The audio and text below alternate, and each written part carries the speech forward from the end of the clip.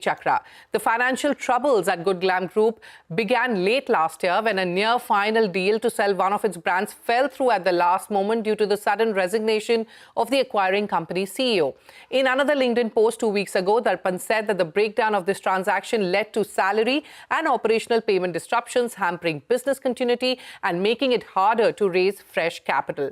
The company has already sold off some brands, feminine hygiene brand Serona back to its founders. It has also sold Scoop Whoop to WLDD and Miss Malini to Create a Fuel, all for a fraction of the price it originally acquired them for. Now, Darpan has taken personal responsibility, pledging to repay dues to employees using 25% of his future post-tax income and repaying vendors and partners by creating a Good Glam restitution fund in the next 60 days, which would receive equity from his future ventures. It's surely a defining moment, not just for the company, but for the house of brand structure of companies, which has failed to take off, not just in India, but globally as well. Arundhati, over to you. The Enforcement Directorate has filed a complaint against Walmart-owned fashion e-retailer Myntra for allegedly violating foreign exchange rules involving 1,650 crore rupees. Timsy Jaipuria joins us now with those details. Timsy, what are you picking up?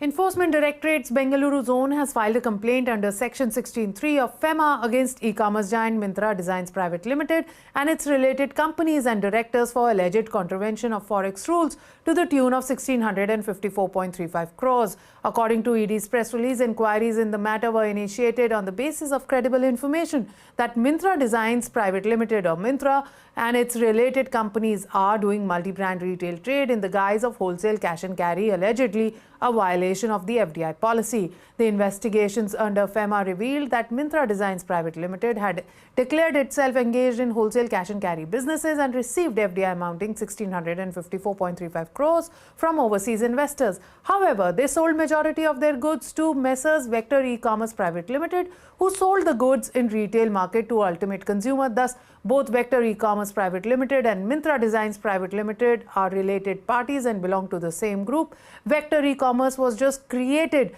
as a corporate conduit to bifurcate the actual B2C transaction into two layers, first a B2B and then a B2C. ED asserted that this structuring allowed Myntra to circumvent India's FDI constraints and restrictions on multi-brand retail. ED also said that this practice helped them to route 100% of its good to Vectors as a clear direct violation. Meanwhile, ED has filed a complaint before the adjudicating authority under FEMA, and Myntra spokesperson reacting to the development said Myntra is deeply committed to upholding all applicable law of the land, but they haven't received a copy of this complaint as yet. Let's see what happens finally in this matter. Timsy, thank you for those details. Appreciate you joining us. Also on what's brewing, conversational AI platform Gupshup has raised over $60 million in a fresh round of funding combining equity and debt from Globespan Capital Partners and Evolution X Debt Capital. The funds will fuel the expansion of its conversational AI and messaging platform as well as accelerate go-to-market execution across high-growth markets including India, the Middle East, Latin America and Africa. Joining me now to decode what's next for Gupshup is its founder and CEO, Beirut Shade. Beirut, welcome to Startup Street. Powering 120 billion messages a year and now raising over $60 million, you clearly seem to be doubling down on global growth. You've called this an inflection point. So what are the key growth levers this funding unlocks, Beirut? Where will the capital be deployed first? Product innovation, GTM or market expansion? Well, firstly, thank you for having me here. Yes, it is indeed an inflection point, which is a rapid and dramatic acceleration in growth of AI adoption around the world and including in India and other markets. So I think the first, the first and most important area to invest in is certainly product innovation. Unless you have new product that takes advantage of all of these new capabilities. And if you've been reading the headlines, the AI models are becoming so much more better and credible. So we are investing in that, building new tools for enterprises to use these capabilities. And then we've also expanded globally in many other markets like Latin America, Middle East, Southeast Asia, and so on, which like India are all mobile-first messaging-centric markets where these things are being adopted very widely. All right. Previously, Beirut, you've also spoken about AI agents evolving from experimental to essential. Break that down for us. What's changed in tech or enterprise readiness that's driving this surge now? Yeah, I think, exactly. It's gone from curiosity to conviction, right? Or a nice to have tool to absolutely a must have. And the reason is, again, if you've been seeing the headlines, I think the models have gotten very, very good AI models, right? It sort of passes the Turing test, as it's called, meaning an average person cannot tell the difference between whether it's a computer software on the other side or a human, right? So it can mimic human capabilities so well, and especially in terms of having a natural language conversation through text or voice with consumers. So yeah, so I think what used to be little experiments in the beginning, now businesses are seeing the early results. It's becoming a source of competitive advantage. You can provide personalized, individualized service to every consumer at massive scale, and that's really hard for most businesses, without using AI tools. So this is really transforming the adoption of AI across the business world and how businesses interact with consumers. Yes. So tell us, what is the kind of business growth you're seeing currently, both in terms of engagement and revenue? Also, Gupshup's conversational cloud spans marketing, commerce, and customer support. Tell us which verticals are seeing the fastest adoption today, and if you could take us through some of the interesting trends that you're seeing. Yeah, I think, look, AI can basically replicate sort of the human brain and the human ability to have these conversations, right? So, and because it's trained, it can have perfect knowledge, it can be consistent, be 24 by 7 available, can handle multilingual capabilities in text or voice. So once you take that kind of powerful capability, a business can provide, like I said, personalized service to consumers. So if it's a bank, it's as if a virtual relationship manager that's interacting with every Sure. consumer. If it's a retailer, it's like a shopping assistant for every consumer. So, they're adopting it and marketing. It could be things like, lead gen or product discovery and recommendations. In Okay. commerce, it's transactions and payments. In customer support, it's handling queries. All of these use cases are driving great results. Yeah. All right. You've also been named Meta's Partner of the Year. Tell us, what does this partnership unlock for you across platforms like WhatsApp and Instagram? Yeah, I think Meta is indeed a leader in driving conversational AI. They've built out, firstly, WhatsApp itself is such a powerful channel. Everybody uses it, but they've added a lot of features in it to enable rich messaging. On top of it, they evangelize the ecosystem. As you can read, they've made a huge bet in adoption of AI across the world. So, all of that is helping. So they also refer a lot of customers to us, and in return, we drive a lot of revenue to them. So it's been a great synergistic partnership, and we continue to work with them very closely. Okay. Now, conversational AI is no longer just a CX tool. It's a core revenue driver today. Beirut, share examples of how enterprises are seeing bottom line impact and the kind of cost efficiency you are bringing to your clients. Yeah, I think it's very dramatic, right? It helps them improve conversion rates, increase sales and revenue. It drives rich customer experience, so it improves customer delight, customer satisfaction, and so on. It's also reducing cost dramatically, right? Whether it's customer support cost or if they have local branches or call centers and so on, they can make all of that much more efficient. So ultimately, businesses are seeing great results. It's a source of competitive advantage in their industry. The early adopters of AI are seeing great benefits in terms of customer adoption, market share gains, and so on. So it's a must-have tool, and it's no longer just a toy or an experiment. All right. Tell us, what is the 12 to 18-month vision for Gupshup now? What are your expansion and revenue targets? And as AI evolves, Beirut, at breakneck speed, how do you plan to stay ahead of the curve? Well, to answer the second question first, really using AI itself, right? We are heavy adopters of AI inside the organization so that we can keep pace, we can improve our own organizational efficiency and productivity at the pace of which these tools are getting better, right? But in terms of 12 to 18-month plans, really our focus, as always, is to focus on the customer. What are the new tools and capabilities we can offer them, right? If we can bring value to them, they'll adopt our tools. It'll drive, all our revenue goals and expansion goals and so on, right? So ultimately, it's just how good of a product can we offer, and can we offer that in scale? Because we have like 50,000 plus customers around across 100 countries. So we have to offer that. Doing one or two demos is fine, but can you offer that at massive scale globally and deliver that? So I think, yeah, we spend a lot of time productizing it, automating it, hiring great talent, right? So we bring all the best practices and a lot of knowledge.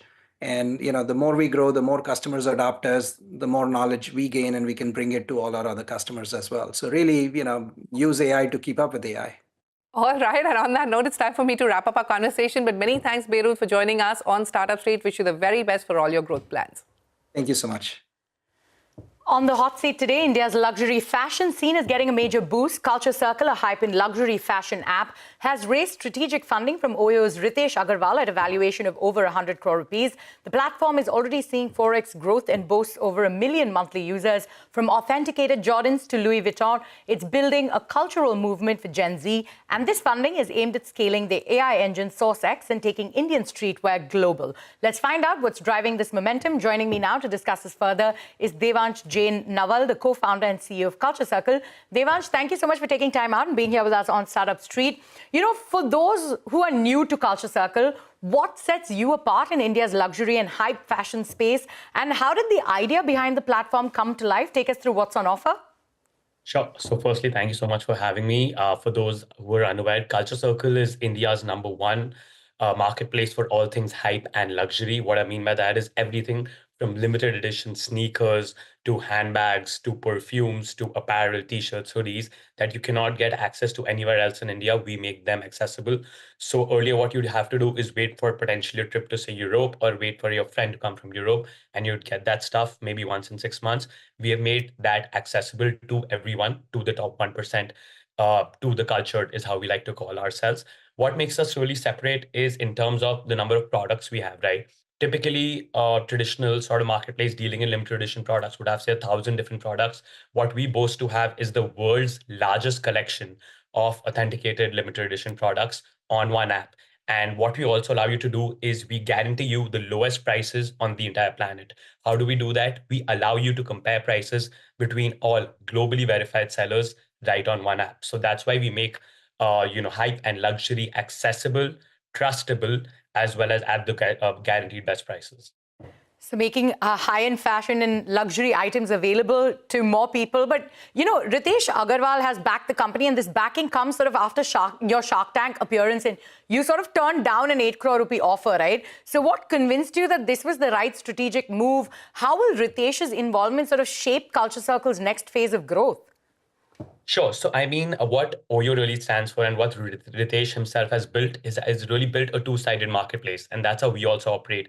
We have a global network of different sellers who we source these limited edition products from that we can't get anywhere else. And we deliver it to customers. What OYO has done is a very similar business strategy in terms of being able to aggregate and organize all of these different sort of guest houses and PGs that used to exist and get them onto one platform. And the way we do that on our seller side is we have built a lot of AI technology in terms of our supply chain platform, which is called SourceX. And that has enabled us to deliver on our promise, again, of collection, prices, and guaranteed authenticity. So that's why Ritesh's involvement comes in, because he's really done this in a different industry before, and now we're doing it for potentially even a much larger industry globally. Culture Circle is already valued at over 400 crore rupees, right? And you're sort of seeing 4x business growth. Can you sort of break down the key revenue and user metrics driving the surge, and where do you hope to close this year? What are you already clocking? Sure. So as of right now, we're already clocking, our sales are over 100 crores annualized. And this is for a company that's only 15 to 18 months old. We launched in Jan 2024. So that growth has been remarkable. And the only thing that has told us is that there's genuine product demand in the customers. What we're doing for India, for example, is now we're launching more and more categories, as well as more and more retail stores. So we already have a few retail locations across Delhi and Hyderabad, Bombay, Gurgaon, etc., coming up in the next 3 months. So we'll have 6 more retail locations. Apart from that, we're launching a bunch of new categories. So everything you can think of, from super luxury handbags to watches, to collectibles, accessories. So everything that you'd want to really, cherish yourself with or gift yourself is what we're really focusing on. Apart from that, very interestingly, I'm sitting in Berlin right now because we're also planning a very aggressive EU expansion as well as an expansion across Asia, because we've done a successful pilot in Singapore and UAE and Australia, and the initial results have been remarkable. And we've already had sort of copycat apps trying to replicate what we're doing prop up in EU, in America, and in all of these territories. So now it only makes strategic sense for us to go and launch in all of these territories. So that's where the next phase of growth is also coming from. So, you preempted my next question. You're looking at global expansion, but you're also expanding within India itself, right? From Delhi and Hyderabad to Mumbai, Gurugram, and 2 other cities. How do you sort of see physical retail complementing the app experience? Right. So for us, I mean, we keep it super simple. The physical retail is actually the first touch point and the trust point for the customer.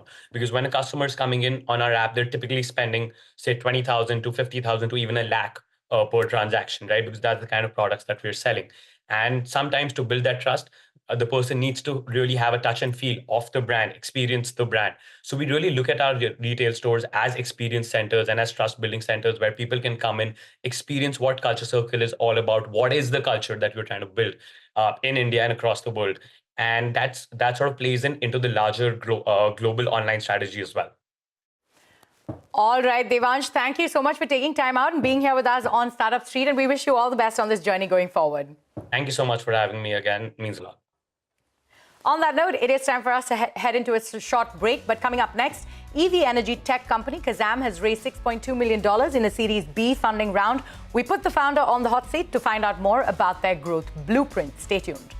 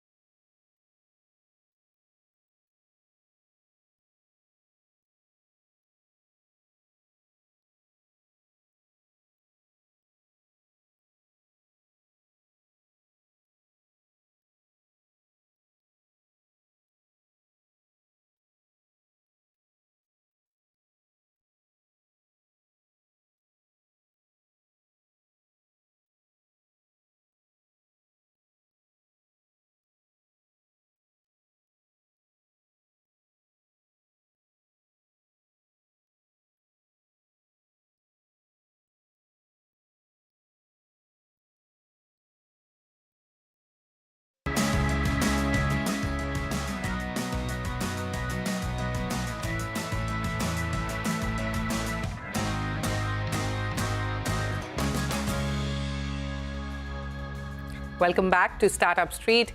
EV energy tech company Kazam has raised $6.2 million in Series B funding from the International Finance Corporation and existing investors Vertex Ventures, C and India, and Avana Capital Advisors. The investment will fuel Kazam's expansion across markets with its energy transition tools to accelerate adoption of sustainable mobility. To elaborate on these plans, joining us now is Akshay Shekhar, the co-founder and CEO of Kazam. Also with me is my colleague Arundhati. Welcome to Startup Street. Street with $6.2 million raised in your Series B round. Tell us, what are Kazam's immediate priorities for deployment of this capital? Is it market expansion, R&D, partnerships, or something else? Thanks for having me. First of all, I think it's always a pleasure to be here. So Kazam, in this particular round is to get EV inclusion within the country. Just for the viewers, maybe to understand what Kazam is the energy gateway, which kind of digitizes everything right from your energy meter all the way to your electric vehicle getting charged with the charging station right in between. So for this particular fundraise, it's more about getting into the real Bharat, which is the tier 2 and tier 3 markets, to ensure that the last person over there is also able to adopt to EV very well. And it is to fuel all of these last cities. Sure. Hi, Akshay. Arundhati stepping in here quick. Kazam's revenue has grown 4x in a year, right? That's from $1.5 million to $6 million. And you're sort of targeting $12 million this year. So what's driving this growth? And how are you managing scalability with profitability? Yeah, I think it's been a crazy year for us, and I think it's just getting crazier over here. But what we're also seeing is a lot of adoption in the EV market, especially in the three-wheeler markets. You're also seeing a lot of incumbents enter in this place. What we are also able to see in the market right now is the tier 2 and the tier 3 markets have clearly created an arbitrage because they never were included in the CNG market in the earlier places. So what they have done is they've actually moved right from the petrol era to EVs. Where electricity is already distributed, right, in all of these places. So we are focusing on this EV inclusion side. And, one of my biggest markets would be places like Siliguri, Cooch Behar, Lucknow, all of these places. And we want to kind of double down right now and go even deeper into the market to kind of ensure that. Yes, so we have already contracted most of this. As of now, when we speak, we are already at a run rate of $9 to $10 million. There. So $12 million seems, in our kitty at this point of time. All right. Kazam has also onboarded over 68,000 chargers, enabled 5 million plus charging sessions. And just last month, the platform powered 25 million electric kilometers across 10 countries. Akshay, how do you approach interoperability and regulation in these diverse EV markets? I think this is a wonderful question. As we scale, right, any new technology, it first goes through this entire phase of being proprietary. But I think the government itself has realized, and we have been one of the pioneers to kind of contribute in writing a lot of BIS standards within the country. I think the first standard was around interoperability, which came for 2 and 3 wheelers, because that was our first focus area. And here we've also been able to push for the fast charging. So the standard is IS 17017, Part 25 and Part 31. This allows now players to adopt to two guns separately, and the industry is now kind of come together in choosing these two guns. So this will allow a lot of interoperability from a vehicle charging point of view. The second point is, you also need to kind of connect on the software side of things so that the data that is coming from these electric vehicles are also being able to decode and ensure that you're able to push further EVs into the market. And for that, there is a completely entire new stack called as the Unified Energy Interface that we're currently building, and we're kind of the founding members over there. This is more like the UPI movement, but for energy, because there were no digital goods within the energy ecosystem, and EV charging is the first energy digital good that is coming into the market. This will actually allow the utility companies to kind of understand how the consumption of electricity is happening, where it is happening, who is doing it, at what time, etc. And this Absolutely. will kind of open up the real interoperability in the energy world. So this is the first step to it. We're running out of time. If you could quickly tell us, you're building this digital infrastructure for EVs. What's your broader vision? Could Kazam become the AWS or UPI equivalent for global energy mobility? I think the first thing it will be is the UPI for the country, because we're building this entire UEI stack. So what we will do is we'll go one step behind your charge point from where you're getting electricity, and we'll actually be able to reduce the cost completely for you. So if your electricity cost today is 1,000 rupees, we would be significantly able to reduce this by 20-30% by allowing you to even do peer-to-peer energy trading. Our first transactions for this has already gone live, and one of the key R&D focus areas for us in this particular year is to do this. So I think that's what we are currently focused on. All right. On that note, it's time for me to wrap up this conversation. Akshay, many thanks for joining us on Startup Street today, and wish you the very best for all your aggressive growth plans. Thank you so much. And with that, it is a wrap on this edition of Startup Street. More news and updates coming up on the other side. Stay tuned.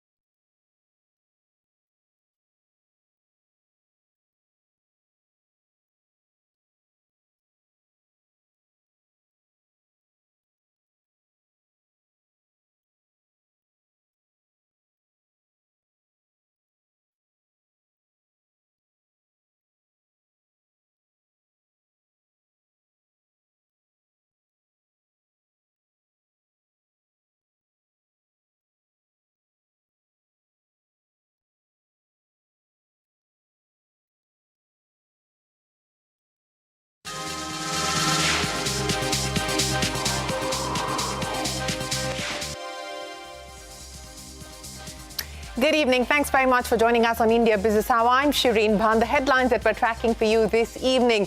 Infosys beats estimates in Q1. Revenue accelerates by 2.6%, making it the only large IT company to report a growth in revenue. The company also increases the lower end of its growth guidance by 100 basis points. The US strikes a flurry of trade deals with Japan, Philippines and Indonesia. Japan sees a 15% tariff instead of 25% proposed earlier. The Nikkei rallies to a one-year high. Indonesia and Philippines face a 19% tariff rate. Trade negotiations with China are back on track and is in a good place, says the US Treasury Secretary Scott Bessent. Also says talks with the European Union are better as the August deadline for higher tariffs looms large. Prime Minister Modi embarks on a two-day visit to the United Kingdom to sign the much-awaited free trade agreement. The deal is expected to bring down costs of British cars and whiskey in India. Indian textile, gems and jewellery will become cheaper in the UK. A delegation of Indian captains led by Sunil Mittal will meet Prime Minister Modi and his British counterpart Keir Starmer. The government initiates discussions to impose a minimum import price on key pharmaceutical products. Sources say the centre wants to protect domestic manufacturers from a surge of cheap Chinese imports. A 29 lakh rupee GST notice to a vegetable vendor in Karnataka sparks a debate. Several small vendors who received notices claim they're being punished for using digital payments. Facing criticism, the Karnataka government blames the central GST regime. Walmart-owned fashion retailer Myntra under the scanner. The Enforcement Directorate accuses the company of violating multi-brand FDI rules prohibiting foreign wholesale firms from directly selling to Indian consumers. Tata capitalized a valuation of $20 billion with its IPO and not $11 billion planned earlier. Sources say the company is likely to file papers this week, targeting a public debut in September. No business in Parliament for day 3. Both houses adjourned after opposition protests. Rahul Gandhi raises questions to the government on US President Trump's claims of brokering a ceasefire between India and Pakistan. The Supreme Court agrees to hear a plea by Justice Yashwant Verma in the cash at home case. The CJI recuses himself.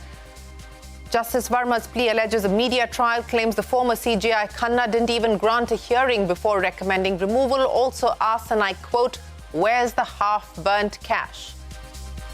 More than 100 NGOs warn of mass starvation in Gaza as Israeli bombing continues. Gaza's health ministry says at least 10 people have died of forced starvation in the last 24 hours, taking the death toll from hunger to more than 100. High-end cars